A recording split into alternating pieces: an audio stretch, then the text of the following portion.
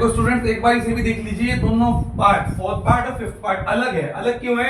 ये इजी है थोड़े से, क्योंकि कभी कभी बच्चा सोच लेता है कि भैया जीरोस निकालने के लिए तो ये वाला ही मेथड लगाना पड़ेगा, स्प्लिट डिनोमिनेटर। ऐसा जो ही नहीं है। वहां इस वाले टाइप की इक्वेशन में तो हमारी मजबूरी होती है, क्योंकि x एक तरफ नहीं हो सकता, वेरिएबल एक तरफ नहीं हो पाता। बट बेटा यहाँ पे तो आप देखो, इस वाले पार्ट में भी और इस वाले पार्ट में भी वेरिएबल आसानी से एक तरफ हो रहा है। दो ही टर्म है, इन दोनों में जो कॉमन मिल रहा है वो ले लीजिए। 4u कॉमन मिल रहा है तो u प्लस 2 हो गया। दोनों का प्रोडक्ट जीरो है, क्योंकि जीरो निकालने की सबसे पहले क्या रखते हैं, पॉलिनोमियल को जीरो रखते हैं। तो यहाँ से आपने इसको जीरो रखा, फिर 4 डिवाइड में गए तो u जीरो आ गया, यानी कि अल्फा की वैल्यू जीरो। u प्लस 2 को जीरो रखा तो वहां से 2 प्लस का -2 बन गया, तो बीटा की वैल्यू -2, अल्फा बीटा आ गया। अब जब रिलेशंस वेरीफाई करने होंगे, आपको रिलेशन याद होनी चाहिए। एग्जाम में जरूर आएगा एक ना एक क्वेश्चन जो रिलेशन पे बेस्ड होगा,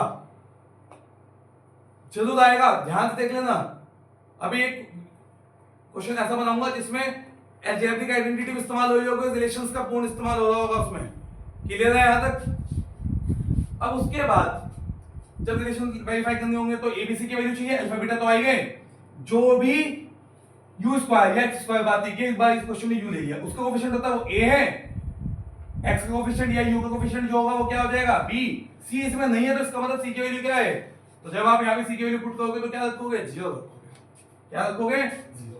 तो रिलेशन वेरीफाई हो जाएंगे अपने आप, लेफ्ट साइड और राइट साइड सेम आ जाएगी। इस वाले क्वेश्चन को करने के दो मेथड है, t स्क्वायर माइनस 15 को। 15 को या तो लिख दो रूट 15 का स्क्वायर, फिर a square minus b square बनेगा, फिर उसी तरह से 0 के इक्वल रख के दो वैल्यू आ जाएंगे अल्फा और बीटा। या फिर माइनस के 15 को इधर ले जाओ, जब भी स्क्वायर उधर लेके रूट में बनाओगे तो एक बार प्लस एक बार माइनस लेना पड़ेगा। रूट 15 हो जाता तो सोल्व नहीं हो सकता।